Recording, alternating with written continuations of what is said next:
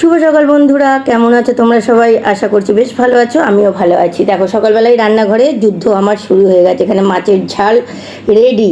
আজকে না বেশ ইচ্ছা করছে টকের ডাল খাবো বলে এখানে একটু পেঁয়াজ ভেজে রেখেছি, ওই যে আলু সেদ্ধ করা আছে, আলুর চোখা করব। ডিম ভেজেছি, এটা শাক ভাজা আছে গতকালের, মাছের মাথা দিয়ে বাঁধাকপির তরকারি আছে। আর এই ডালটা পেঁয়াজ ফোড়নের গতকালেরই ডাল, তো ওতে ভাবলাম আম সিদ্ধ করে দিয়ে একটু গ্যাটিস করে টক ডাল বানিয়ে নেবো।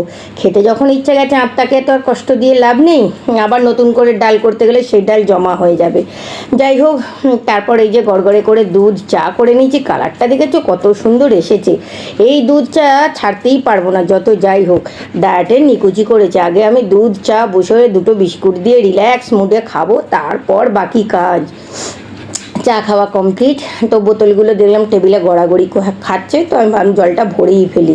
ওদিকে রান্নাও মোটামুটি মিটে গেছে, তো বেশি নেই, এই যে সব বাসনপত্র রয়েছে সেগুলো খালি করছি। আর এখন না সকালের দিকে চা আর বিস্কুটই খেয়ে নিচ্ছি, সেরকম ভারী কিছু ব্রেকফাস্ট আর করা হচ্ছে না, মানে আজকে করিনি। তো 11:30টার ভেতর এরকম খিদে পেয়ে যায় আমার, মানে যেদিন আমি সকালের দিকে ব্রেকফাস্টটা করি না।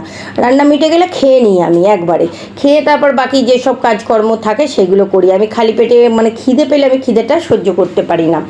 যাই হোক, এখানে বাসনগুলো ধোয়া মোটামুটি আমার কমপ্লিট হয়ে গেছে। তারপর আজকে বাজার থেকে মাছ এনেছে, দেখো বোয়াল মাছ। এই মাছটা আমরা কিন্তু বেশ খেতে ভালোবাসি, কারণ মাছের কাঁটাটা খুবই কম। রিকো ভালোবাসে বেশি কাঁটাযুক্ত মাছ, না আমার ছেলেটা মোটেই খেতে চায় না। আর যে পরিমাণ মাছটা এনেছে আমাদের অনায়াসে 2 দিন হাসতে খেলতে হয়ে যাবে। তা মাছের মুড়োটা রেখে দিচ্ছি। মুড়োটা ভাবলাম যে অন্য কিছু নিয়ে এলে একটু করতাম, তো তারপরে আমাকে লাউ এনে দিয়েছে, বললো লাউ দিয়ে করতে। আর এই যে বেশ কিছু পাকা চুলও বেরিয়ে গেছে, একদমই সময় হচ্ছে না একটুখানি হেয়ার কালার করব। অনেকটা বেলা হয়ে গেছে, প্রায় তখন 11টা 15-20। এখন লাগিয়ে কখন চান করব বলো? একটু তো 1 ঘন্টা খানেকও তো লাগাতে হবে। তার ভাবলাম যে ঘরের তো টুকটাক কাজকর্মগুলো বাকি আছে, এখনও ঘর ঝাঁট দিইনি, মুছিনি, ততক্ষণই একটু লাগানো থাক, যতক্ষণ যা হয়। তারপর একবারে ধুয়ে ফেলবো, সময়টাই নেই। সময়ের থেকেও বড় কথা হচ্ছে মনে ছিল না। রোজই ভাবি দেবো আর মনে থাকে না। তারপরে এই যে ঘরে চলে এসেছি। আমার ব্ল্যাকি সোনা ঘরে কি সুন্দর শুয়ে আছে, ওকে বলে মোটো টোট চ তাড়াতাড়ি ঝাঁট দিই।